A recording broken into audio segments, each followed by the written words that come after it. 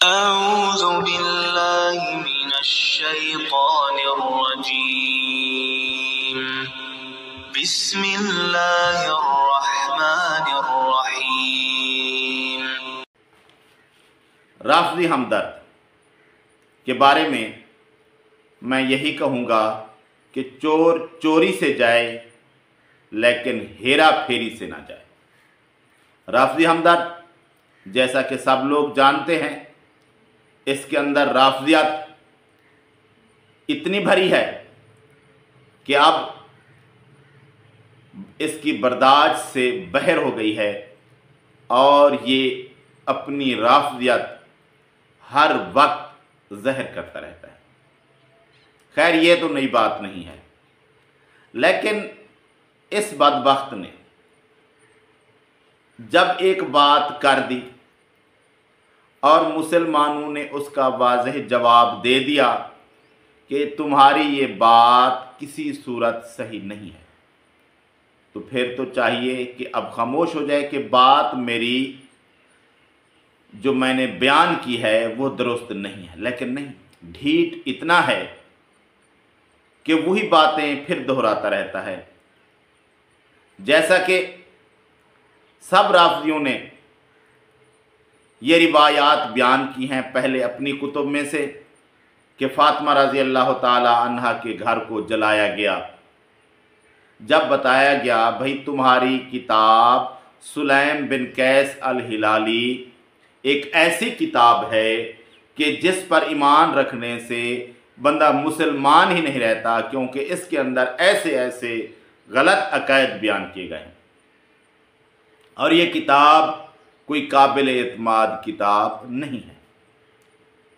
تو پھر ان بدبختوں نے اہل سنت کتب کا نام استعمال کرنا شروع کر دیا، اور یہ بھی ہم واضح طور پر جانتے ہیں کہ اہل سنت کتب کے اندر بھی موضوع روایات، ضعیف روایات، شاذ منکر روایات، اس طرح کی روایات موجود ہیں۔ تو انہی روایات میں سے ایک روایت پھر یہ لے آئے مصنف ابن ابی شیبہ کی کہ فاطمہ رضی اللہ تعالی عنہ کو عمر رضی اللہ تعالی عنہ نے دھمکی دی کہ تمہارے گھر کے اندر کچھ لوگ جمع ہوتے ہیں جو کہ ابو بکر رضی اللہ تعالیٰ عنہ کی خلافت کے خلاف سازشیں کرتے ہیں، اگر ان لوگوں کو نہ روکا گیا تو میں گھر کو جلا دوں گا۔ پہلے آپ رافضی کی بات سن لیں، پھر میں اس کی وضاحت کرتا ہوں۔ اس کی جلد نمبر 11 کی صفحہ نمبر 483 کتاب المغازی، اور حدیث کا نمبر ہے 38200۔ ابو بکر بن ابی شیبہ کہتے ہیں حدثنا محمد بن بشر، ہمیں بیان کیا محمد بن بشر نے، حدثنا عبید اللہ بن عمر، ہمیں بیان کیا عبید اللہ بن عمر نے، حدثنا زید بن اسلم، ہمیں بیان کیا زید بن اسلم نے، عن ابیہ، انہوں نے اپنے والد سے، اسلم، ان کا نام تھا اسلم، انہ حین بویع علی ابی بکر بعد رسول اللہ صلی اللہ علیہ وآلہ وسلم، کہ جب حضرت ابو بکر رضی اللہ تعالیٰ عنہ کی بیعت کی گئی نبی صلی اللہ علیہ وآلہ وسلم کے وصال کے بعد، کان علی والزبیر یدخلان علی فاطمہ بنت رسول اللہ صلی اللہ علیہ وآلہ وسلم، تو امام علی اور حضرت زبیر رضی اللہ تعالیٰ عنہ وہ سیدہ زہرا کے پاس آیا کرتے تھے، فیشاورونہا ویرتجعون فی امرہم، وہ سیدہ زہرا کے ساتھ مشاورت کرتے تھے اور اس معاملے میں رجوع کرتے تھے، اس خلافت کے معاملے میں۔ فلما بلغ ذلك عمر بن الخطاب، جب یہ بات حضرت عمر کو پہنچی، خرج حتى دخل على فاطمہ، تو وہ نکلے یہاں تک کہ وہ سیدہ زہرا کے پاس آئے، فقال یا بنت رسول اللہ صلی اللہ علیہ وآلہ وسلم واللہ ما من الخلق احد احب الینا من ابیک، حضرت عمر نے کہا اے اللہ کے رسول کی بیٹی، خدا کی قسم آپ کے والد محترم سے بڑھ کر ہمارے لیے مخلوقات میں کوئی بڑھ کر نہیں ہے، اور آپ کے والد کے بعد آپ سے زیادہ بڑھ کر ہمارے لیے کوئی محبوب نہیں ہے۔ وَأَيْمُ اللَّهِ مَا ذَاكَ بِمَانِعِيَّ إِنِ اجْتَمَعَ هَؤُلَاءِ النَّفَرُ عِنْدَكِ أَنْ آمُرَ بِهِمْ أَنْ يُحَرَّقَ عَلَيْهِمُ الْبَيْتِ۔ اس کا ترجمہ، ان الفاظ کا ترجمہ میں یہی اس دیوبندی عالم دین کے الفاظ سے کرنا چاہوں گا۔ حضرت عمر نے کہا خدا کی قسم، لیکن اگر یہ آپ کے پاس دوبارہ جمع ہوئے تو مجھے یہ محبت والی بات اس سے رکاوٹ نہیں ہوگی، مانے نہیں ہوگی کہ میں لوگوں کو حکم دوں اور ان تمام گھر میں موجود افراد پر گھر کو جلا دیا جائے۔ جو آپ کے گھر میں جتنے بھی لوگ جمع ہوتے ہیں ان سب کے اوپر میں لوگوں کو حکم دوں کہ گھر کو جلا دیا جائے۔ قال فلما خرج عمر جاءوها فقال تعلمون ان عمر قد جاءني وقد حلف بالله لئن عدتم ليحرقن عليكم البيت۔ راوی کہتے ہیں پس جب حضرت عمر باہر چلے گئے تو یہ حضرات بی بی فاطمہ رضی اللہ عنہا کے پاس آئے سلام اللہ علیہا۔ حضرت فاطمہ نے فرمایا تمہیں معلوم ہے کہ حضرت عمر میرے پاس آئے تھے اور انہوں نے خدا کی قسم کھا کر کہا ہے کہ اگر تم لوگ دوبارہ جمع ہوئے تو وہ ضرور بھی ضرور تمہیں گھر میں جلا دیں۔ وَأَيْمُ اللَّهِ لَيَمْضِيَنَّ لِمَا حَلَفَ عَلَيْهِ فَانْصَرِفُوا رَاشِدِينَ فَرُوا رَأْيَكُمْ وَلَا تَرْجِعُوا إِلَيَّ فَانْصَرَفُوا عَنْهَا فَلَمْ يَرْجِعُوا إِلَيَّ حَتَّى بَايَعُوا لِأَبِي بَكْرٍ۔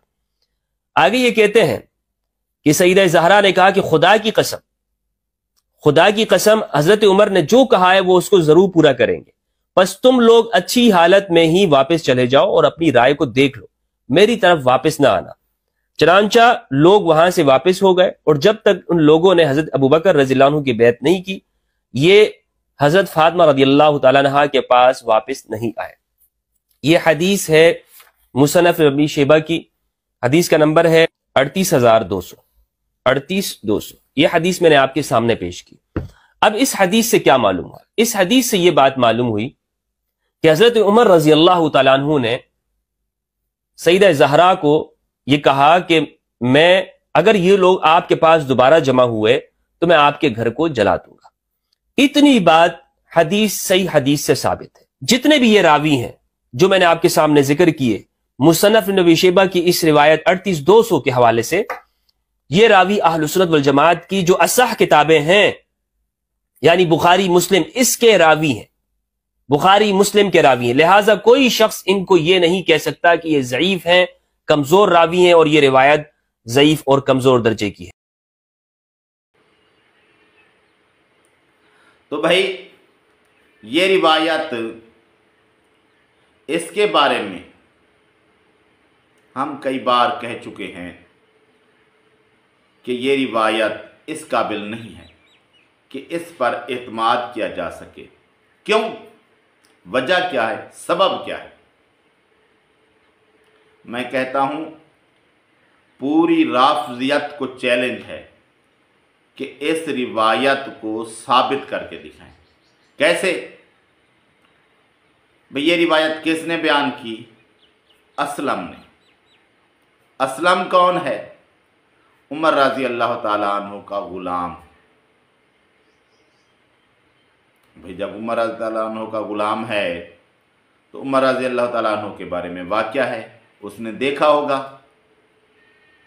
لوگوں کو یہی ورگلا کر سمجھاتے ہیں کہ عمر رضی اللہ تعالیٰ عنہ کو غلام عمر رضی اللہ تعالیٰ عنہ کے بارے میں کہہ رہا ہے تو واقعہ سچا ہے۔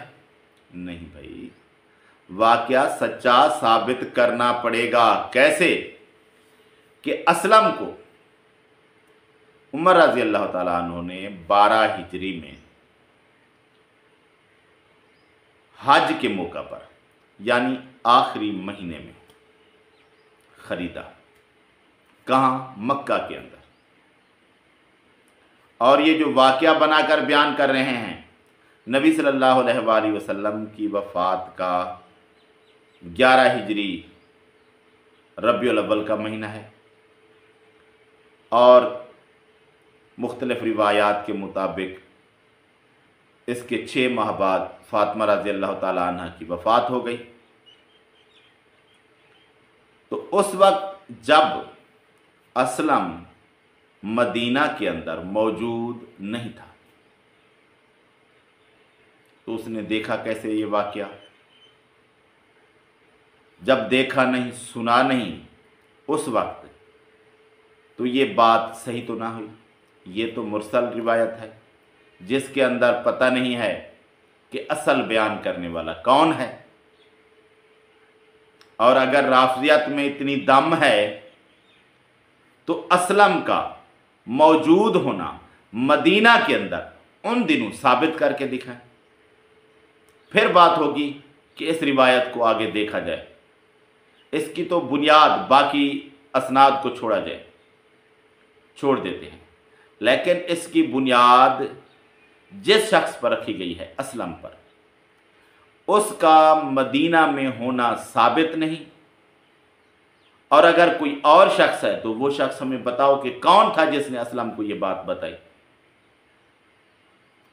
جب کسی شخص کا وجود ثابت نہیں جس نے اسلم کو بات بتائی، اور اسلم کا مدینہ کے اندر اس وقت موجود ہونا ثابت نہیں جس وقت کے بارے میں آپ یہ واقعہ بیان کرتے ہیں، تو پتہ چلا کہ یہ روایت ثابت نہیں ہے۔ جب یہ روایت ثابت نہیں ہے تو معلوم ہوا کہ یہ واقعہ جو بیان کیا جاتا ہے یہ جھوٹا ہے، کیونکہ اس کی کوئی صحیح بنیاد ہے ہی نہیں۔ جب پتہ چل گیا کہ اس کی کوئی صحیح بنیاد نہیں ہے، اور یہ ان رافضیوں کو اب نہیں بتایا گیا، یہ پہلے سے جب سے یہ فتنہ اٹھا رہے ہیں تب سے ان کو یہ بات سمجھائی جا رہی ہے کہ بیٹا یہ روایت ثابت نہیں ہے، اس کے آسرا پر تم لوگ نہ خود کو، کیونکہ یہ روایت تمہارے کسی کام کی نہیں ہے، کیونکہ یہ تو ثابت ہی نہیں ہے۔ جب ثابت نہیں ہے تو پھر یہ دلیل کیسے بن سکتی ہے تمہارے مدعا کی؟ تو میں مسلمانوں سے یہی کہوں گا کہ یہ لوگ جو تمہیں ورغلاتے رہتے ہیں یہ روایات بیان کر کے، تو یہ روایات ثابت ہی نہیں ہیں، بلکہ ان کا کوئی عقیدہ، کوئی مسئلہ جو اہل سنت نہیں مانتے وہ اہل سنت کتب سے ثابت نہیں ہوتا۔ یہ گھمائیں پھرائیں وہ الگ بات ہے۔ آپ اگر تھوڑی سی جستجو کر لیں، تلاش کر لیں، تحقیق کر لیں، تو یہ جو بھی واقعات، جو بھی روایات بیان کرتے ہیں اپنے عقائد یا اپنی باتیں ثابت کرنے کے لیے کہ یہ اہل سنت کتب میں موجود ہیں اور اہل سنت ان باتوں کو نہیں مانتے، میں گارنٹیڈ کہتا ہوں کہ وہ ان کی باتیں اہل سنت کتب میں ثابت نہیں ہوں گی، یا وہ روایات موضوع ضعیف ہوں گی، یا پھر اگر صحیح ہوں گی تو بات وہ نہیں ہوگی جو یہ بیان کرتے ہیں، بات اور ہوگی اور یہ گھما کر اور مطلب نکالتے ہوں گے۔ تو ان کا کوئی مسئلہ جو کہ اہل سنت کے عقائد سے، اہل سنت کے نظریات سے ہٹ کر ہے، نہ وہ قرآن سے ثابت ہے نہ وہ نبی کے فرمان سے ثابت ہے۔ اور یہ واقعہ بھی جو رافضی ہمدرد نے بیان کیا ہے یہ اہل سنت کتب سے ثابت نہیں ہے۔